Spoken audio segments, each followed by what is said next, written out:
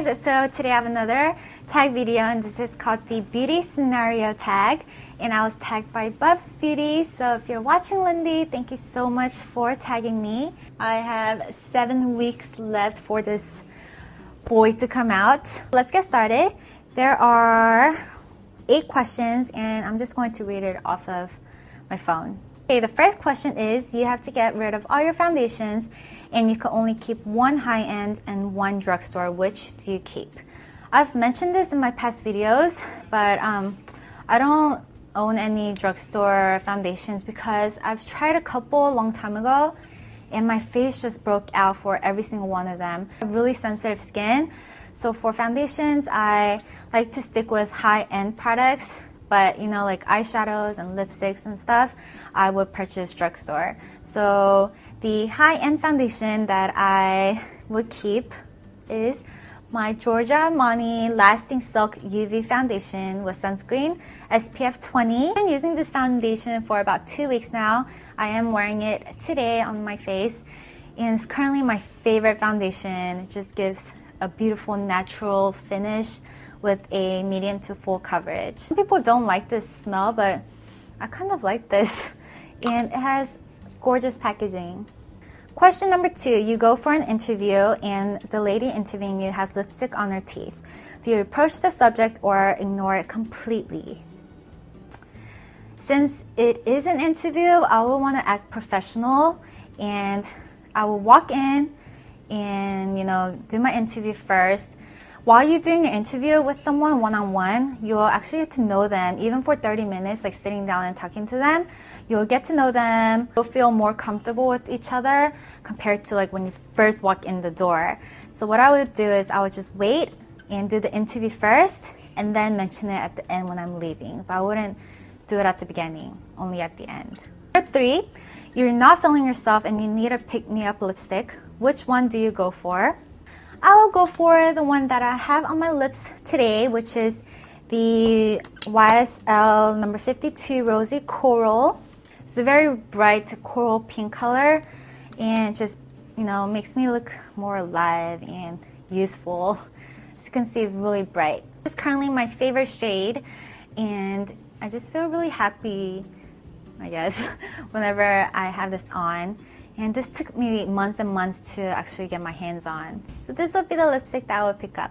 Number 4, you go back in time for a day to your teenage years. How would you do your hair and makeup differently? Okay, so when I was in high school, I only wore eyeliner, which was the Maybelline liquid liner.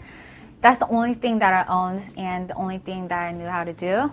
But you know, like right now, I do my eyeliner really thin. But at that time, it was really thick, like even above my crease. I also had really bushy, big eyebrows because I didn't know how to pluck them, so I would just leave them alone. My friends always made fun of me. But yeah, you'll only see me with eyeliner, no lipstick or anything, maybe lip gloss.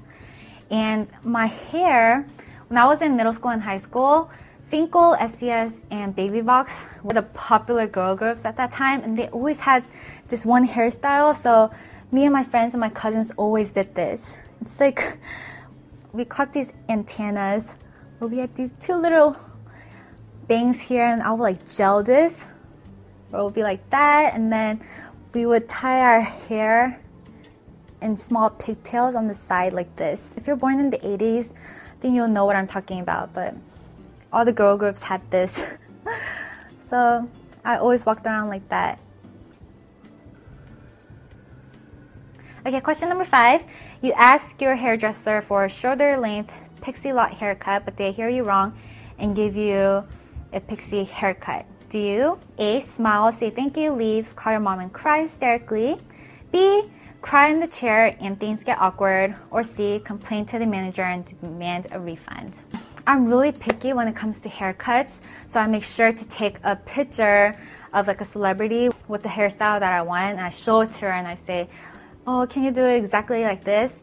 And good thing I have an awesome hairdresser. She always does exactly the same for me. So I never had or even thought about having a bad haircut.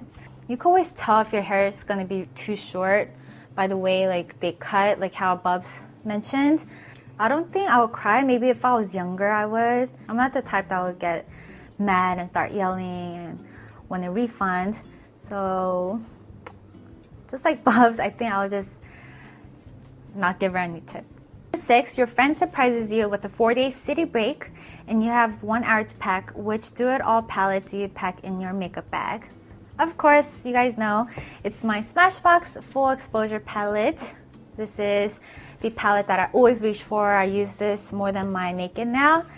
And it just has all the colors in here. It has 14 colors. The top has shimmer shadows, the bottom has matte. These 2 shadows are the colors that I use all the time, like my everyday makeup routine. Number 7, your house has been robbed. Don't worry, everyone is safe, but your beauty stash has been raided. What's the product you really hope is safe? Now, honestly, if my house was robbed, my beauty stash would be the last thing on my mind. I will worry more about, my cameras and my wallet and stuff like that. I would say it's the YSL lipstick that I showed earlier, just because it's my favorite and it took me a really long time to actually purchase this. I will worry more about my skincare products than my makeup because, I could go on a day or a week without makeup, but skincare stuff is things that I have to use every day. If I accidentally fall asleep at night, I have to wake up in the middle to wash my face. And makeup, I could always, just walk out, go to the mall and purchase it. But my skincare products are things that I have to order online, so it takes longer and it takes maybe like a week to arrive. Last question.